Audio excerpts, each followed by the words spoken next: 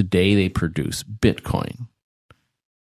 15 years from now, they don't produce Bitcoin, they produce block space. So that's a radical change. We go from producing Bitcoin in a very stable manner because the subsidy is a fixed number. So as measured in Bitcoin terms, we have a very stable output. As a collective community, we are producing every 10 minutes a very stable number. In the future, we're going to get, let's say 15 years from now, my prediction would be, hey, we're producing 90+% of our revenue is coming from fees. And that has volatility with it, which, by the way, I think makes us true commodity producers, and that the act of mining, the industry of mining, now mimics that of any other commodity producer. So if you think of it like corn, if I am sitting in Nebraska and I've got 100 acres of land and I plant corn on it in April, I have a certain risk, right? So I know I'm going to have a harvest in October, but I've got risks of, I don't know what my yield is going to be.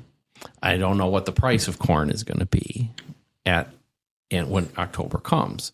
But I have to sink a bunch of costs and make a bunch of commitments in April. So what do? Well, I go into the marketplace and I find somebody, usually through a commodities marketplace, that wants to buy corn in October. And who wants to buy corn in October? Well, if you're a commercial bakery or a big restaurant franchise, whatever, you're going to need to buy corn. And you know that you need to buy corn in October. You also don't want to have a high variability in how much corn you can get and what the price you pay is. So I could, as a farmer, say, hey, I will sell, I don't even know the price of corn today, but let's say it's $4 a bushel. I could go out. Unless you're Hillary Clinton, you'll never know the price of corn. Well, yeah, or Nancy. Yeah. Well, yeah, her and Nancy and all that crew, they know how to manipulate a market. But what I can do as a miner in the year 2040, let's say, it'll be much sooner than this, but it's easier to envision. And in 2040, what am I going to do? I'm going to say, well, I'm a miner. Let's just say hypothetically, I control 1% of the world's hash rate. I control 1% of the world's blocks. I'm going to create block templates. And I'm going to, for the month of October, I'm going to pre-sell block access. And so I can go to people who need that block access in October, which might be Coinbase, it might be a financial institution, an international organization, a high net worth individual, could be anybody. Futures marketplace, people that are just speculators. Yeah. Right. I think that's going to be a big piece of all this. And I think we're already starting to see the beginning of that. Yeah. And so I'll go out and say, well, I'm not going to sell 100% of my production. And, just like the farmer, I don't know 100% what I'm going to produce, even if I have 1% of the world's hash rate. I probably would produce about 45 blocks in a month, but I'm not going to try to sell 45. I may sell 4 to 8 blocks and offer them into the marketplace ahead of time. And so what have I done? For me, I lock in a revenue. I've offered it to the marketplace at 100 sats per VByte. And by the way, I have to deliver. This is not just an exercise in speculation, but I, just like the farmer who has to produce the corn at the end of the thing, I have to produce the block space. So I offer it into the marketplace.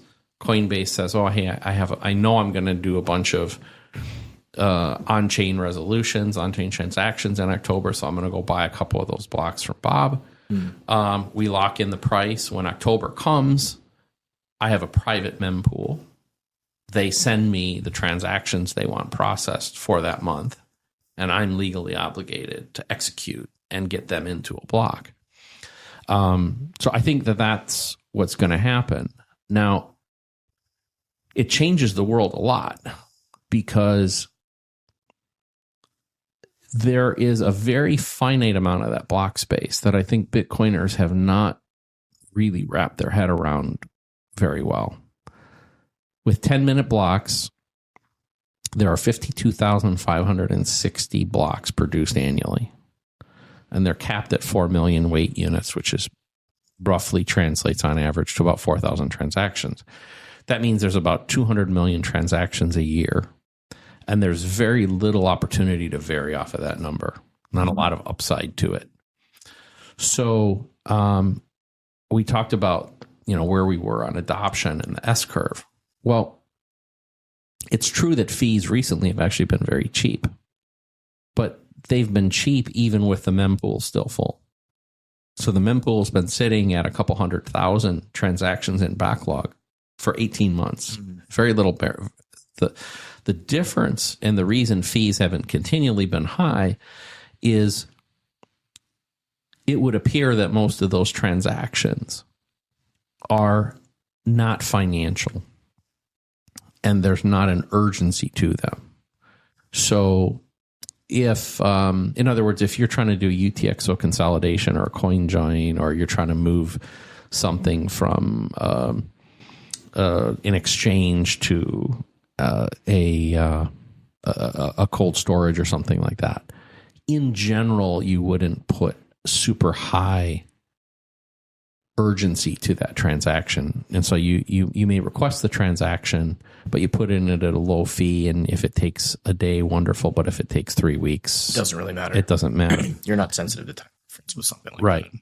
But if I'm trying to buy your car, if you are the supplier of my mining equipment or a transformer or something like that, well, that changes the game completely, right? Now the time element comes in. And so as it would be my belief that as adoption clicks up just a tiny bit more, that urgency takes over and fees will skyrocket. Now, this is controversial, but it's my belief that in the next 5-year cycle, fees are likely to reach subsidy in terms of the amount of money generated for the miners, meaning that 5 years from today, when the subsidy is 1.56, that fees on average are about that same number, which would be 4 to 5 times higher than the norm.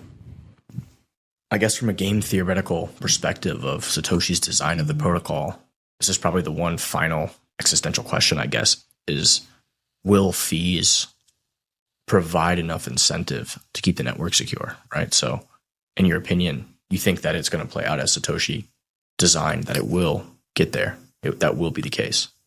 Yes. As it overtakes the block reward. But I do think you're right that is at the highest level, the biggest question still to be answered is because I mentioned that $12 billion number earlier. That was the revenue for last year. And while it's true that the Bitcoin network is the biggest, most powerful network in the world, more compute directed at that than anything else in the world, it's still pretty small. Yeah. So I mentioned earlier, I think we need to get to 200, 300, 400 billion as the revenue for the industry in order to sustain a size large enough to withstand coordinated attacks on the network. And the attack may not be 51%. The attack may be censorship oriented or something on that order. I think that's much more likely. And if we fail in that, then we do have a problem, like a major problem. And to put it in perspective, too, I did some work recently. I just pulled up Bank of America's financials, and I looked at what their IT budget spend was. And they put it in a couple different categories. But it looks like they're spending, on the order of $10 to $12 billion a year on IT. They do about $200 billion in revenue. And, if you're from the banking industry or, anything in that, they're building massive data centers. They're spending massive amounts on security and, those sort of things. Where does the global banking infrastructure today? It's still more. They still use more energy than the whole Bitcoin network, right?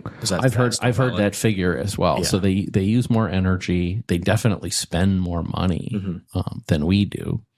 It's just it's done in these very protecting a centralized network is pretty difficult, right? And it gets harder all the time. And people say, like, what about quantum computing and what about these sort of things as a threat to Bitcoin? Well, it's a hell of a lot bigger threat to the people who are the entire world, I guess. If that happens. Yeah. And again, I think Bitcoin still can respond to these threats.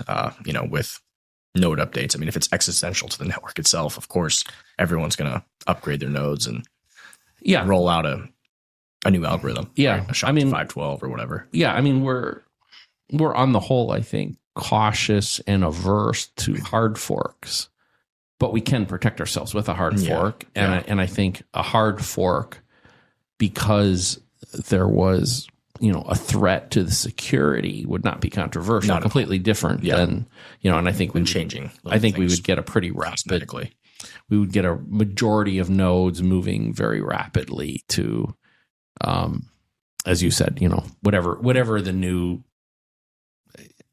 protocol that we need or encryption algorithm that we need to run to secure the network, I think would be fairly easy.